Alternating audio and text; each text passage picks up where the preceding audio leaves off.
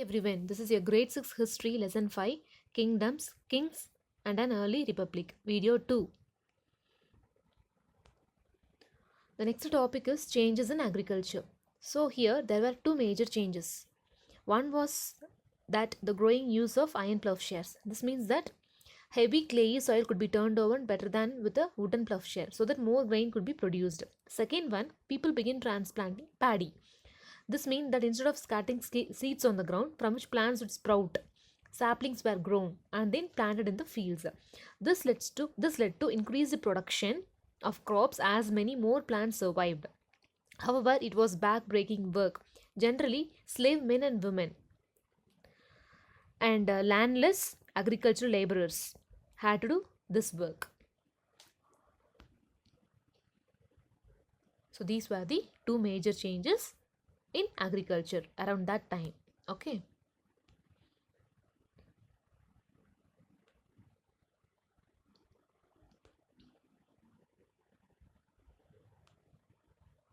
And the next topic is important kingdoms. Magadha. Magadha became the most important Mahajanapada in about 200 years. Many rivers such as the Ganga and Sun flowed through Magadha. This was important for transport, water supplies, making the land fertile. Parts of Magadha were forested. Elephants which lived in the forest could be captured and trained for the army. Forest also provided wood for building houses, carts and chariots. Besides, there were iron ore mines in the region that could be tapped to make strong tools and weapons. Magadha had two very powerful rulers, Bimbisara and Ajatasattu, who used all possible means to conquer other Janapadas. Mahapadmananda was another important ruler. He extended his control up to the northwest part of the subcontinent. Rajagriha in Bihar was the capital of Magadha for several years. Later, the capital was shifted to Pataliputra, present-day Patna. Okay.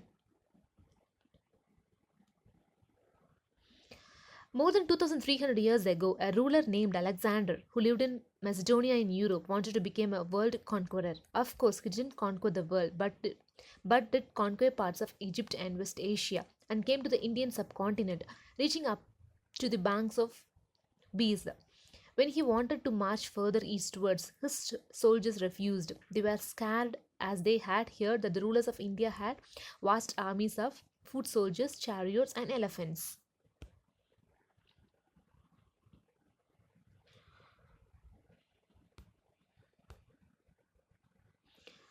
The next topic is about Vaji. While Magadha became a powerful kingdom, Vaji with its capital at Vaishali, Bihar, was under a different form of government known as Gana or Sangha. In a Gana or a Sangha, there were not one, but many rulers. Sometimes even when thousands of men ruled together, each one was known as a Raja. These Rajas performed rituals together. They also met in assemblies and decided what had to be done and how, through their discussion and debate. For example, if they were attacked by an enemy, they met to discuss what should be done to meet the threat. However, women, dasas and kamakaras could not participate in these assemblies.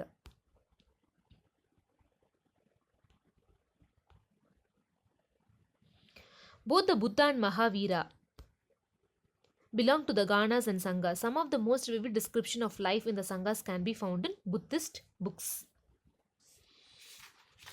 And Rajas of powerful kingdoms tried to conquer the Sanghas. Nevertheless, these lasted for a very long time, till about 1500 years ago. So children, based on this video, there are few questions. Answer the following questions. First question. What was the two major changes in agriculture this time? Name the rivers which flowed through Magadha. Third question. What was called as Gana? Fourth one. Write two sentences about the ruler Mahabhatmananda. Fifth one. What is the name of the book mentioned in this lesson which contains some of the speeches of the Buddha? If you need answer for this question, please refer content book page number 54 for answer. Okay. Thanks for watching the video. Keep watching.